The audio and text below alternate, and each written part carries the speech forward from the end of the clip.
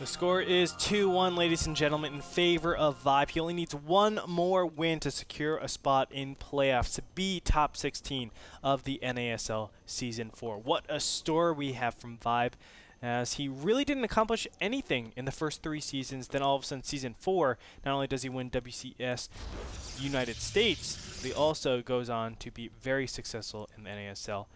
And Vibe trying to close the series out. 6 pulling. Is it a 6 or a 7 pool? What? Well, I mean, either way, this is good. Not in the sense that I think this is a good play necessarily, but I think it's a good choice considering it's game 4. You're up a game, and you also just played a really long game. Yeah. And by the way, Frodan, you're absolutely right. It was 7 pool. It was a 7 Thank pool? you for that clarification. Okay. I wasn't sure because I always see the supply. Yeah. And it's always like, oh, it's a 6 pool. It's like, but wait, I think you just read 6 and automatically thought 6. Yeah, that's, I think, what happened. No worries. Pool does finish. This is interesting because, I mean, Alicia did pylon scout, so he will see this, and he should be okay as long as he just gets a pylon back in his main, and then Vibe kills the Forge and kind of resets, so to speak. Yeah. There's a couple ways to actually do this. We see Hero a lot of times just placing the cannon at the front and then going ahead and bringing all the probes and just defending that cannon until it comes up. Another way to actually do it is what we see right now. Wow, look at that. Okay, so he canceled the pylon in the main, and now he's just going to try to block this off completely. He should be successful. And there it is. Now, Vibe will try to focus down on probably this one gateway that's jutting out here. He could go for this gateway, but there's a much smaller surface area. You can see only 4 Zerglings able to get there. And very eloquent defense against the 7 gate. Or the 7 pool. 7 gate. If Alicia just made 1 probe and just made a pylon and a gateway. 7 gate. Awesome. That sounds like a good build to me. Alicia, well, he did sacrifice some mining time, but not terribly much compared to how much economy Vibe lost. Vibe did manage to prioritize a queen out, though, so now he does have some injects, and he will be expanding. But needless to say, he is behind. He didn't get the even kill off the Forge, but it's also by choice of Alicia. If you look at the resources lost, sure, it shows that Alicia lost a lot, but the implied damage from the lack of drones really hurts Vibe. Frodan, if you're in Alicia's position, what do? Do you stay in one base and get additional assimilators, go for a cybernetics core, and just try to one base all in, or do you take the expansion? Oh, I always expand, almost to a fault. It's just, like if they follow with roaches and stuff, I die. But it's always like, man, oh well, and I just load up a new game. I don't know. I've always been one of those players that, like, I just stick to expanding and just try to play a little bit later. Because I feel like I can beat them in the later game, which is really funny because I don't think my late game art control is good, but I was always taught to play that way. No. I don't think I have good big army micro. That's good, but I was always because taught you know what you're doing? You're training your big army micro, which is really important. You're also training yourself to just to maintain advantages. Yeah, that's really important. I mean, it's kind of lame because I don't want to be casting a late game scenario and I don't know what it's like because I never get there. Yeah, that's good. There's a lot of people that's like, Frodan, oh, it's like really nice to meet you on ladder, you know, nice to meet you. And I'm like, cool. And like, oh, it's really nice to be able to play with other casters on ladder. I'm like, oh, you're a caster too? It's like, yeah, I cast for like this small little league over here. I'm like, oh, it's really neat. And then they like 4-gate me. And I'm like, as I'm saying this, you know. Yeah.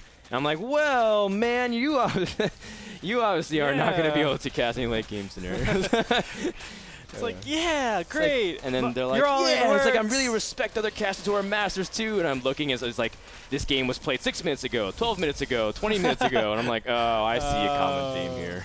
Masters, huh? That's what you call it. Okay. We have a different term for people like you. Anyway, 4 gas coming up from Vibe. Really trying to do Lowly style almost. Lowly loves to go tech before actually taking a 3rd base. You can see Vibe doing that right here. He still has the supply advantage. Income tab shows 29 to 29 harvesters, so both of them are pretty even. Stargate play coming out from from Alicia. I'm not a big fan of Stargate play in this position.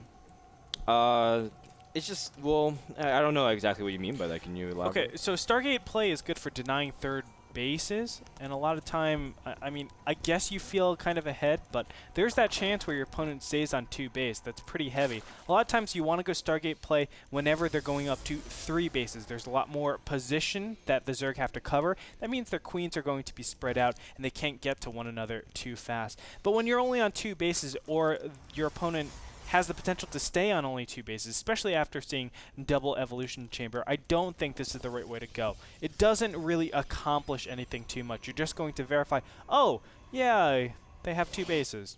That's it, right? you're not really, if you actually expect to always do damage against a 2-base Zerg, then you're going to have a bad time. Something like Robotics Facility, I think, is a lot better because it secures your ability to take that 3rd base whether or not they go the 3rd base or not. I think that's something that's a lot more important to extend your lead. And that's super, super important, obviously, in PvZ. Remember, he is ahead from the beginning stages. He fended off against that 7 pool, so he is economically ahead. Why not assert that even more? Because your opponent still has to defend against some sort of immortal all-in. Well, I see what you're saying there. And I think Alicia's just going to be very, well, surprised. The 3rd is there, is going up. Vibe is going for... he went for a Spire, though, a quick Spire. Now, this is so interesting because we don't see Mutas terribly often, especially on a map like Cloud Kingdom, where you can defend the 3rd and the main relatively easily in combination if you use Blink. Ooh, nice surround on the Stalker from Vibe. So Alicia doesn't really... I mean, he can still pressure this 3rd base, but Vibe, is he actually moving over to protect that base at all? He will. I mean, he's just waiting for those mutas to pop out. The hatchery probably will be canceled at this point. It's so unfortunate. Can't really save that. He's going for the Phoenixes right away. There's the cancel. Man. And that Void Ray might be as good as dead. No, but the drone! Yeah, nicely done. Yeah, the Void Ray is going to die. I don't think it can really stay alive. Even the Phoenix is getting a little bit low. Nice micro there from Alicia. The control. Nice restraint from both players. Vibe moving back some of the weaker mutas, too. Overall, we see Vibe supply block, but that's okay. He's just, you know, this is pretty standard what you do from anything. Cloud Kingdom actually is a good map, though, for mutas if you can expand to the corners and just spine crawler up and try to initiate base trades. And if you just continue to deny the 3rd base for a while, you're actually not in the worst position. It's just kind of tough to break. Interesting follow-up from Alicia, though. He did go for a Robo, and he's doing a very delayed Twilight Council. Right now, he's in crisis management mode. He's trying to actually defend against these mutas, which he's doing very successfully. But he doesn't actually have a game plan to attack. He's right now at 4 gateways, going up to a 5th gateway. That's not too stable, to be completely honest. Just straight up gateways aren't going to get you there because what can happen is the mutas just dart in, they kill all the sentries, and empowers the ground with just Zerglings. And you might have Phoenixes up in the air doing a lot of damage, but it's just like like Vikings against Colossus. You know, the Colossus are still, most of the time, going to do damage. Like, they are going to be able to get fire off of, let's say, Bio or Zerglings, whatever you want it to say. But are the Phoenixes really going to add anything to your ground? I'm going to say no. Yes, they can pick up a couple of units here and there, but it's still going to be very, very difficult for him to mount an assault. That's why I think the only option for Alicia is to really take a 3rd base, but it looks like he is trying to push out right now, trying to abuse this timing before Vibe can really utilize his 3 or 4 base economy. Let's see if Vibe is actually prepared for this. He should have prepared for it if he's being super comprehensive with his defense, but it looks like he is playing very, very risky, by the way, Frodan. I also really like when Zergs are incorporating an Overseer with their mutas to pick off Observers. For this very reason, the Observer is able to spot everything. Bailing Speed will finish just in the nick of time. Vibe's 4th base won't survive for much more longer, so Vibe is moving down the ramp. Poised to take a strong defensive position, but as soon as Alicia gets a couple more Warpins, I mean, that could be lights out for the 4th base. Should Vibe just back off and let it go? Yeah, Vibe's trying to bait a couple of force fields here. I don't think the 4th base is really defendable. I don't mind just massing up. I mean, that's what he really failed to do, to prepare for this type of all-in, but I think he was in the same mindset like Oh, you're all-inning? Okay, well. That's fine. It's still going to be like 3 base, but great force fields. My very goodness. Nice. And Vibe has to give up the 3rd now too. Wow. So that shouldn't happen. You need to keep the 3rd alive. You need to get that arc, but maybe he just didn't feel comfortable. I'm actually really surprised that just unupgraded. Oh no, they do have Blink, but Blink Stalkers are able to do. I think he wanted to wait for his much. Infestors to make sure there's no Blink. Oh my God. Oh, and the Infestors do get in. The Banelings can't get in though. All the units are clumped, and the Infestors are still fungling. No more sentries. The Banelings are still anxious to get in, but Alicia just has so many units, and Vibe's still coming in with Zerglings, but the Banelings don't get good detonations. Wow, great job. The Blink was just so fantastic. This might be enough, actually, but Stalkers are getting cleaned up pretty fast. I think it is. No, I think he has enough Stalkers. Oh my gosh, yes, the mutants are cleared up.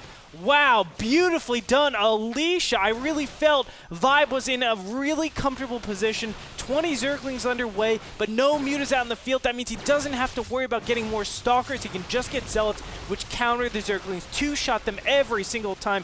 Fungal is going to go off, but it's not nearly enough. Whoa. The natural is gone. I cannot believe Alicia Great accomplished control this. from Alicia. Drones are being pulled once again. A few more Infested Terrans, but it's all for naught because Alicia has way too many Stalkers. Zealots are coming in, fighting the drones head on, and the supply from Vibe is dropping because the worker count is dwindling. Nothing really from Zerg can hold off these +2 Blink Stalkers. So efficient, some of them with 8, 9 kills. This has been a very cost-efficient attack. Again, Vibe gave up just a little bit too much space, and Alicia was able to go in so deep into the heart of Zerg's production. Yes. Vibe now down to 1 base, but he can't really hold on to anything. He can't even protect the ramp. It's unfortunate. I mean, he has no substance to his army. I think Vibe kind of feels like, oh my gosh, I was again ahead a little bit in Alicia's control. Is actually the one thing that's really keeping him alive every single time. He's going to do this last-ditch effort.